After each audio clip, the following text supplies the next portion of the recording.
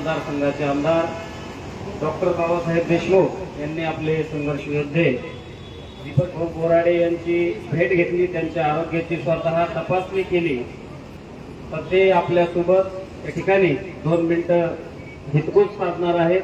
Doctor आमदार साहेबांना विनंती करतो की आपण या ठिकाणी आपलं मनोगत व्यक्त करावं।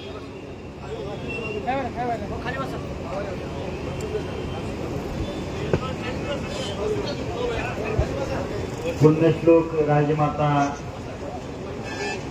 अहिल्या देवींच्या पुण्यस्मृतीस विनम्र अभिवादन करतो।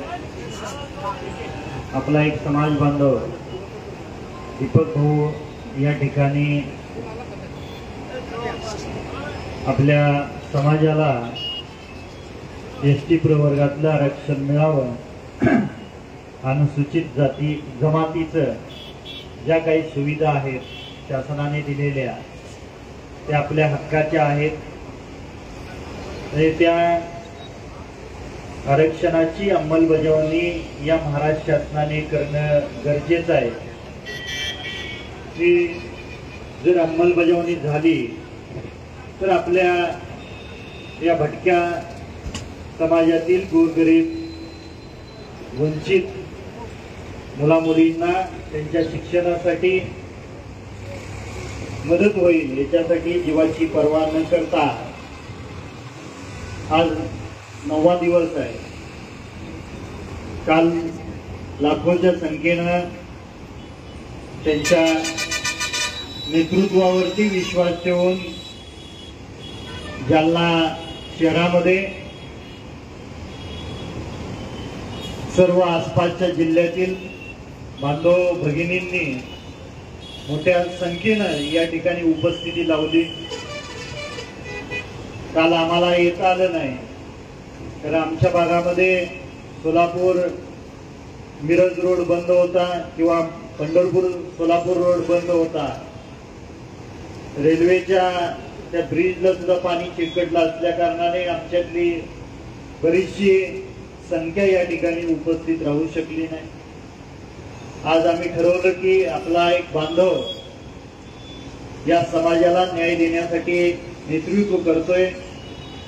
येत असताना काल आणि आज या राज्यातल्या जे काही नेतृत्व आहे त्यांच्यासोबत चर्चा केली, काही प्रशासकीय अधिकारी आहेत त्यांच्यासोबत चर्चा केल्यानंतर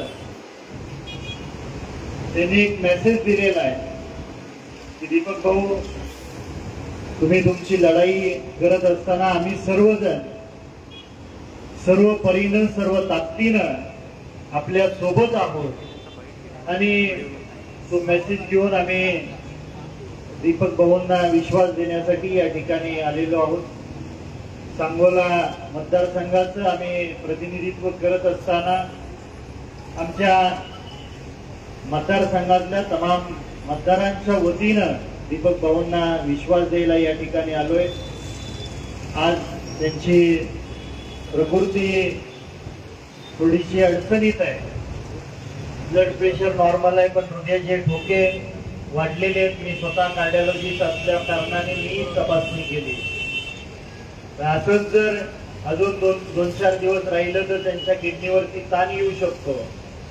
त्यासाठी शासनातल्या काही मंत्री महोदयांसोबत, मुख्यमंत्री साहेबांसोबत मी इथून गेल्यानंतर चर्चा करणार आहे आणि या आंदोलनाची उपोषणाची दखल ही शासनाने तात्काळ घ्यावी, यासाठी मी मंगळवारी देवेंद्रजींना स्वतः भेटून पत्र दिलं होतं। आज येतानाही फोनवरती संपर्क केलेला आहे।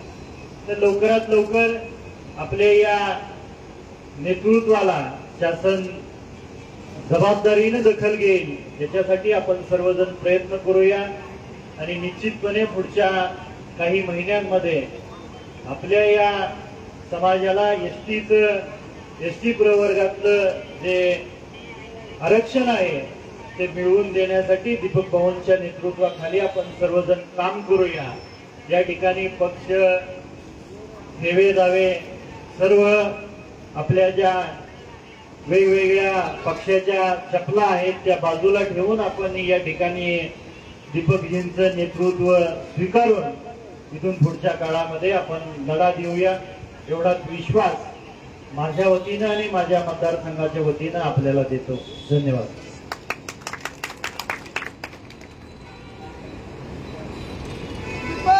तुम आगे बढ़ो, हम तुम्हारे साथ हैं. तुम आगे बढ़ो, हम तुम्हारे साथ हैं. सांगोला आणि सोलापूर पंढरपूर इथून आलेल्या सर्व